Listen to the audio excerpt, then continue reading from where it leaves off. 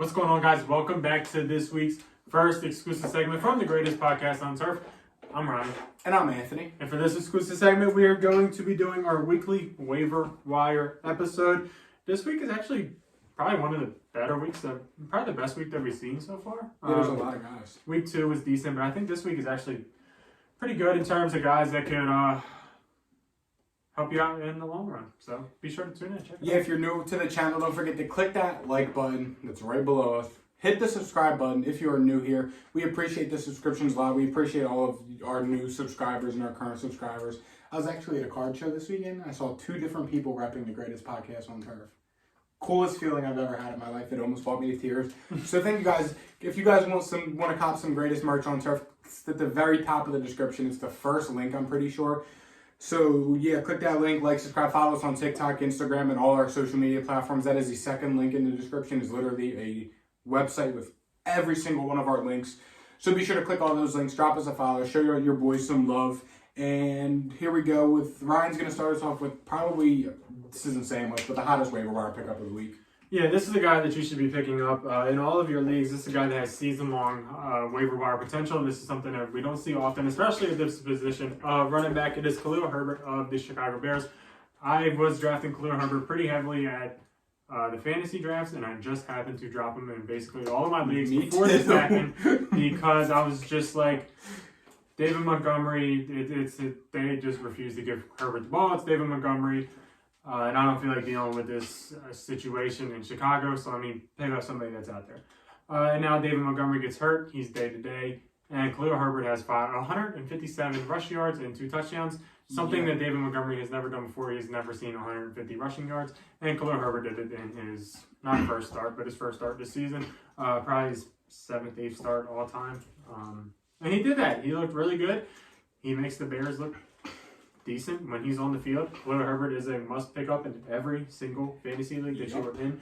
If you have David Montgomery, you should absolutely be picking up Khalil Herbert. Even if you don't have David Montgomery, you should absolutely be picking up Khalil Herbert. He has potential league winning upside if he stays the number 1 running back in Chicago. Granted, David Montgomery could come back, and I could see it being a shit situation of maybe split, or maybe David Montgomery takes it back over again. But I think at this point in time, Khalil Herbert is a guy that you probably just want to hold on your squad, especially if you got the space for him. I'm picking him up. Yeah, absolutely. The first guy I'm going to talk about is probably my biggest target of the week, besides Khalil Herbert, obviously. This is at the receiver position. It is Chris Olave of the New Orleans Saints. He is currently only rostered in 65% of leagues in Yahoo. Over the past 2 games, he has 26 targets. This week was kind of his breakout game. He had 9 receptions for 150 yards.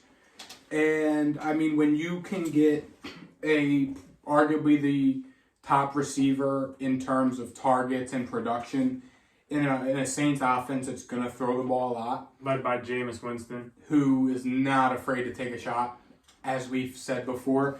Go out and get him. It's Chris Olave. Again, he's only rostered in 65% of leagues. And when you have a rookie receiver that's putting up 26 targets over 2 games with guys like Michael Thomas and Jarvis Landry and Alvin Kamara in the offense, I mean, that says something, especially on a Saints team that, again, isn't afraid to throw the ball.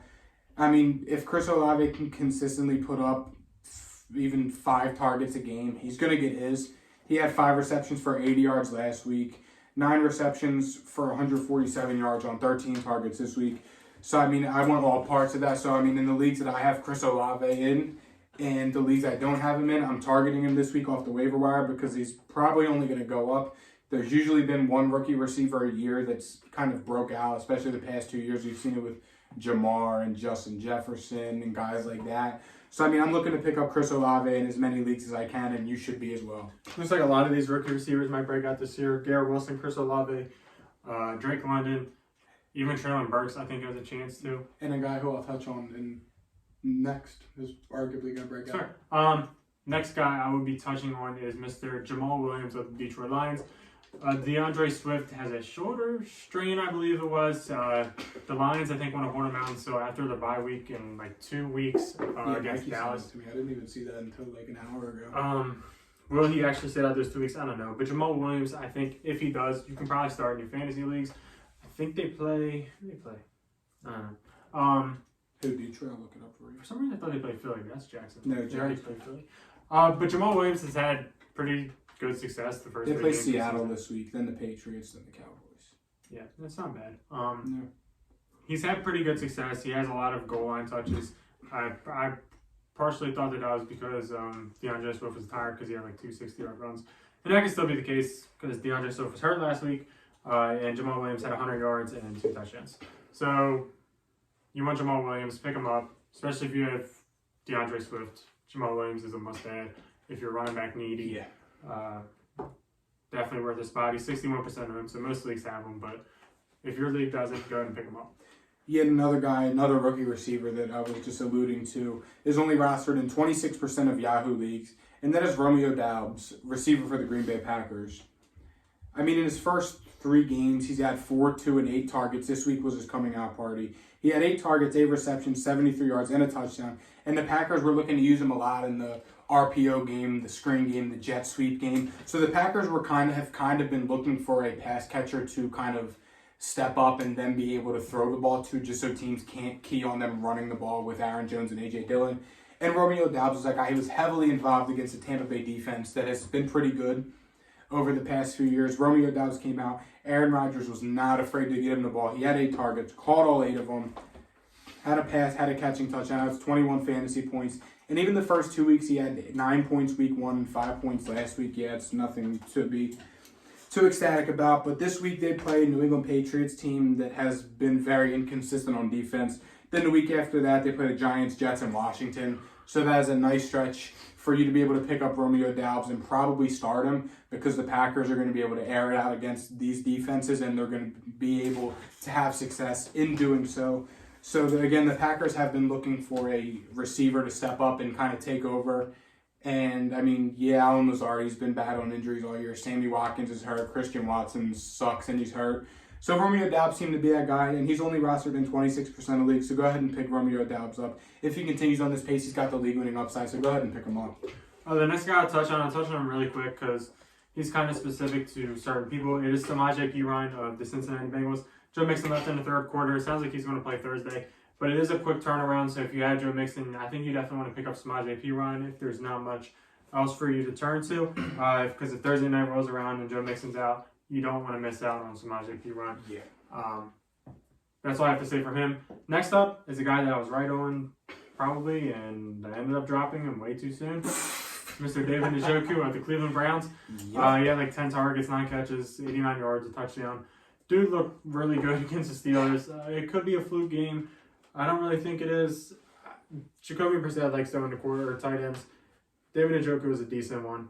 I think he's worth a pickup if you're tight end needy. If you're like going through a roulette of like Bob Tonyan, Dawson Knox, if you're playing the tight end game, I feel like you should take a shot at David Njoku.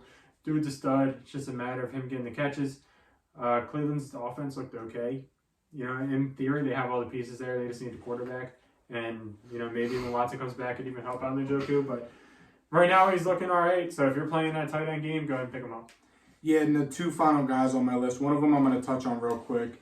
That is Kenneth Walker. And now this is only a pickup, like Ryan was kind of saying about Samaje Perine. If you have the room on your team and you can afford to hold a running back, go ahead and hold on to him. I mean, he seems to be getting more and more involved on the offense. I mean, he may not be seeing much snaps, but they're using him in the passing game. They're throwing him the ball on third down. He's getting a few runs in there every now and then when Rashad Penny goes out. But I think it's only a matter of time before the Seahawks look to do something on offense to try and win games, because they're not a good football team. So if you have the roster space and you can hold a Kenneth Walker the third, go ahead and do it. I mean, he'll have his breakout game eventually.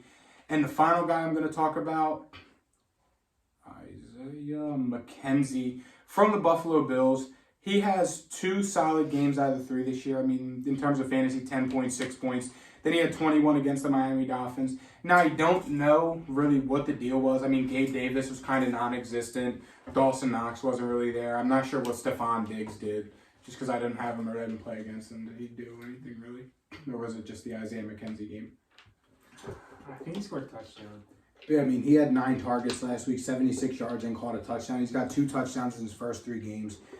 He had 9 targets last week. 7 for 74. Now, I mean, I don't know what the deal is in Buffalo, but like I said, after week 1, I want all parts of this Buffalo Bills offense. Now, is Isaiah McKenzie a every week starter? It depends on what your receiver room's looking like. But I mean, the way he's came out here and had 2 really good games in terms of fantasy. So I mean, if you have space on your roster, or if you're looking thin at receiver with some of these injuries that are coming up, go ahead and grab him, hold on to him. I mean, he's been playing in the slot. He was kind of one of those guys that came onto the scene right before, I guess, football season started, and guys were like, oh, he's going to see some production. He seems to be seeing some production, so if you have the waiver wire pickup, or if your waiver priorities down the line, and you're going to miss out on the Chris Olaves, the Khalil Herberts of the world, go take a shot on Isaiah Mckenzie. Because, I mean, it can really only benefit you, especially if he keeps scoring touchdowns and getting 7 to 9 targets a game. I'll take 7 to 9 targets for a receiver on my fantasy team every week. So go ahead and grab Isaiah Mckenzie. I got 3 guys to touch on. One guy is going to be really quick. Rashad White. Leonard Fournette's banged up. I think it's a matter of time before Rashad White gets more carries. Like I said, if you have the space, go ahead and pick him up, hold him on your bench. He's like a Khalil Herbert situation. Next 2, one of them Anthony's going to like, Trevor Lawrence. Yes, sir. If you hold 2 quarterbacks, or if you need to stream one, Trevor Lawrence is a decent option. He plays the Eagles this week. I wouldn't be too excited about the Eagles. But I think Trevor Lawrence is a guy that you can start some weeks and have success. And the last up, Cowboys defense. They play against Washington this week. They just allowed 9 sacks to the Eagles, so don't pick them up on waivers. Yeah. The morning after or something. That's fine. Now, again, this is all barring a breakout player tonight. This is currently Monday, September 26th. Sterling Shepard, maybe. At 8 but p.m. This is before the game. So. The Monday game hasn't started yet, so be on the lookout on our Instagram for any updates on that. But if not, we're rocking with all these guys this week. Thank you guys for watching. Be sure to hit that subscribe button, hit that like button, follow us on all our platforms so you don't miss any uploads, any merch info, any last-minute waiver claim info. Be sure to check that out, and we'll see you guys, I guess, Wednesday. See you. Peace.